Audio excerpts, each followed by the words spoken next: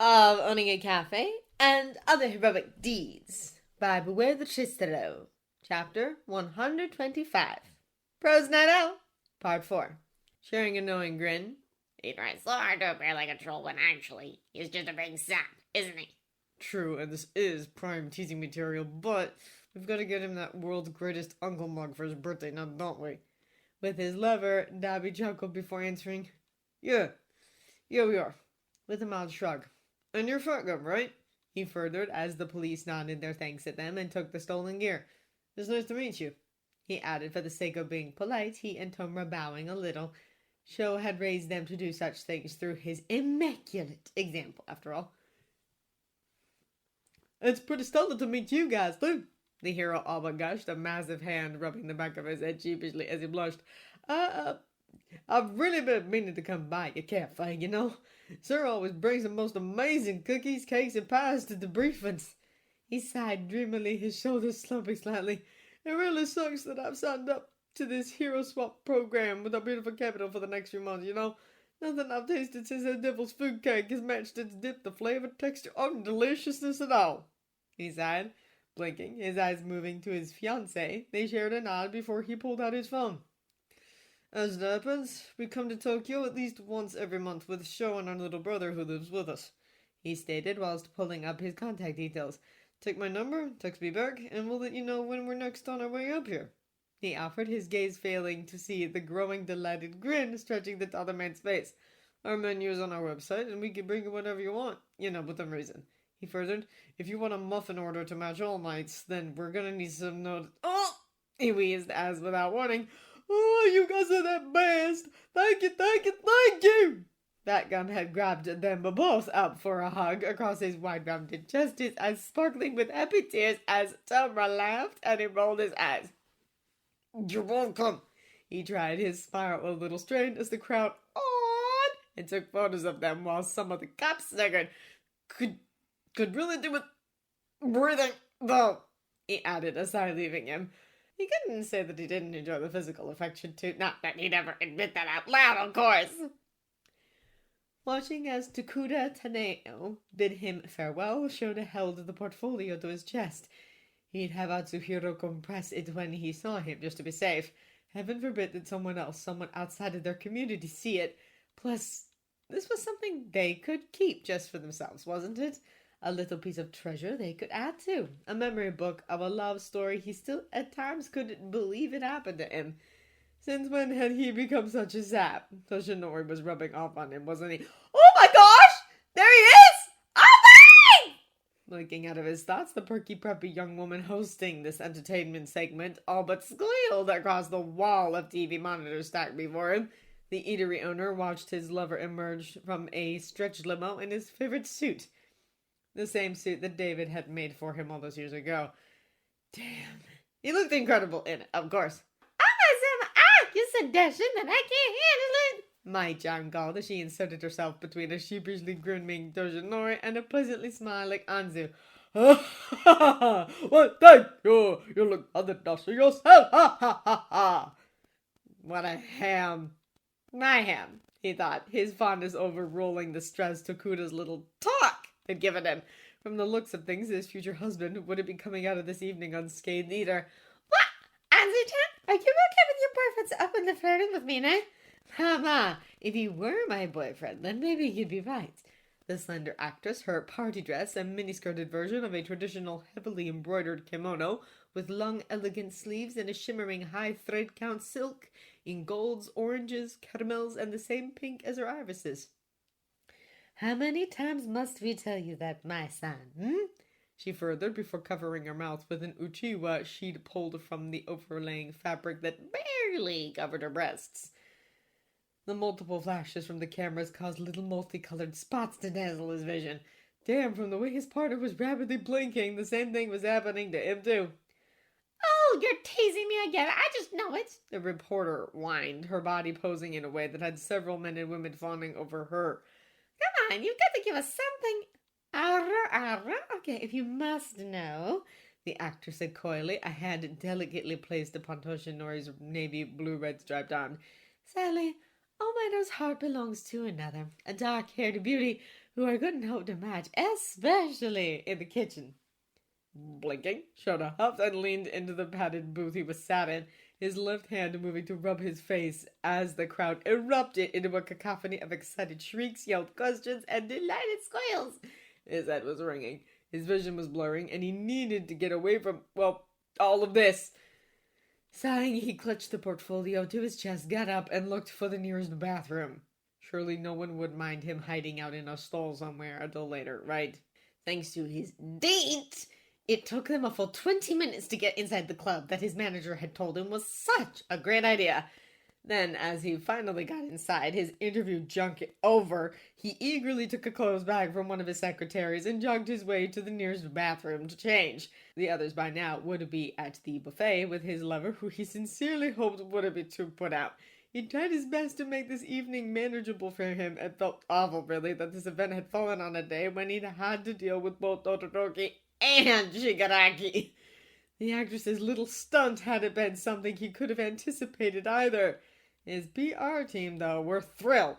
Stocks in their agency had doubled, apparently, and the newspapers were already aflutter with the promise of a sizzling secret romance. Joy! Sighing, his eyes casting around the red, white, and blue interior to see if he could spot his friends amidst the many agency staff milling around. Sadly, he couldn't spy anyone he knew, and so, with a further sigh, he skirted around a wall of TV monitors near the so-called private area of the fourth-floor nightclub and made his way toward the bathroom sign. There was a blue Mars and pink Venus symbol hanging over two separate doors. Now that wasn't right. He'd have to speak to the marketing team. He'd asked for gender-neutral bathrooms so that everyone visiting this place would feel comfortable. Some people, sadly, still didn't seem to grasp the concept. Not that headway hadn't been made for gender and non-binary equality over the past 300 years, but if he was going to put his backing behind this place, then everyone who was old enough to enter it would feel welcome, especially when it came to using the facilities. However, since there was nothing he could do right now, he entered the male washroom, his nerves settling a little as the noise died down. The chamber was large, freshly cleaned, and lined with urinals, cubicles, wash basins, and mirrors, and aside from various photos of him being plastered everywhere, the Americana aesthetic was bearable and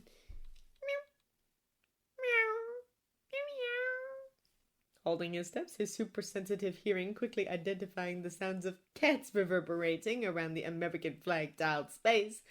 Tojinori approached what he could hear quietly, his eyes noticing that only the booth at the end of the proper toilet row had its door closed. Blinking, the number one pro stood before the door, his gut twisting a little. Captain? Because if this was his lover, then he'd be right, and this night, this fun event he'd promised, had been too much for his fiancée. His partner was one of the strongest people he'd ever known in so many ways. However, this kind of social interaction, after such a long day, his cafe and wards so far away, he remembered with nothing but anger at himself a moment last year. He'd been hosting an event at his penthouse, his PA had filled it full of people, and he'd just acted as he normally would. He was All Mido, after all, and that event had been to raise funds for a new mental health facility at Musutafu General Hospital. He'd not realized until after a covert search for his secret lover that Shouta had been nowhere to be found. He'd not responded to his text messages. He'd then become certain that his lover had gone home for some reason, until the people who manned the concierge desk of his ridiculously expensive apartment block swore that they hadn't seen him. He'd drawn out the panic. He'd double-checked the guest list to make sure no one who could potentially harm the man he'd fallen in love with was present. It wasn't until in a moment of desperation he'd headed to his bedroom to try calling Mirai that he'd seen his wardrobe door askew.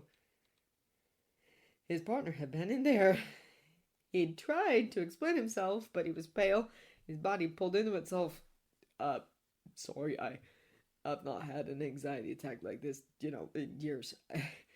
I think it's because I haven't gotten anything to keep my hands busy, I work at the cafe. I don't mingle unless it's quieter in there. A lot of people, huh? He'd remembered scooping his lover up and holding him close. They'd talked for a good half an hour. He'd offered to take him home. The younger man had refused, but had stayed in his room.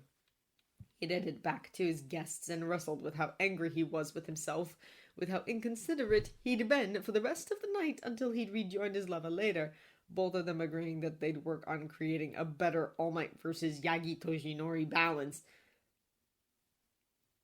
Hi? God, he was such a terrible partner, wasn't he? Why did he keep on pushing the man he loved into things he clearly hated? Was getting him used to such things that important? No, it was because he was selfish, because he wanted to bring the quiet, straight-talking, big-hearted cafe owner more into his world so he could have his literal and metaphorical cake and eat it too. Oh, you alright? He asked, his tone quiet, strained, and smothered with guilt as he regarded the closed door covered in images of his stupidly smiling face. Why should he complain? He was just a grinning, stupid buffoon, wasn't he? Are you? Gasping at the speed of which the barrier pulled inwards, Toshinori bolted mildly when his future husband started to check him over, his handsome face worried as he took in his neck, face, and held his hands. You sound like your world has ended. What's happened? Who do I need to yell at? Sinking to his knees, his cape pooling around him, he wrapped his arms around the eatery owner's waist and pressed his face into the slightly startled man's diaphragm. Hey, what's... I'm sorry. He breathed, his tense shoulders relaxing when the other placed warm, soothing hands upon them. I know that tonight was a stupid idea, and you've already had such a trying day. He added quickly. Sometimes I just don't stop and think, you know. I have such big plans, and I believe that everything's going to work out because I have thought of everything, you know. He sighed. How can you love an idiot like me? Loving you is easy. Blinking, he reluctantly pulled away from the other's middle to regard him bewilderedly.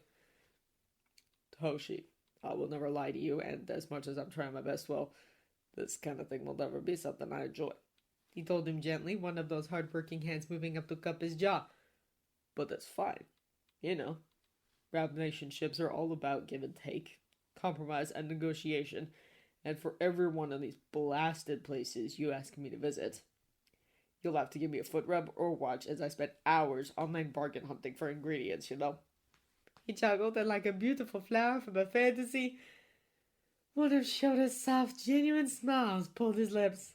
Magnificent. Now, come on. We can't have anyone catching All Might in such a compromising position, can't we? He snickered while gesturing at how they looked in the mirror right next to them, the pair of them blushing as he giggled and pulled himself up. Would you like to go home? He asked, his tone genuine. Not on your life, his partner stated, his head shaking ruefully. I texted the others that I was in a meeting with one of your staff, he advised while showing him his phone. Obito, Izashi, and Tomoko are just about to engage in a hot wing eating competition that the thoughts have insisted I film.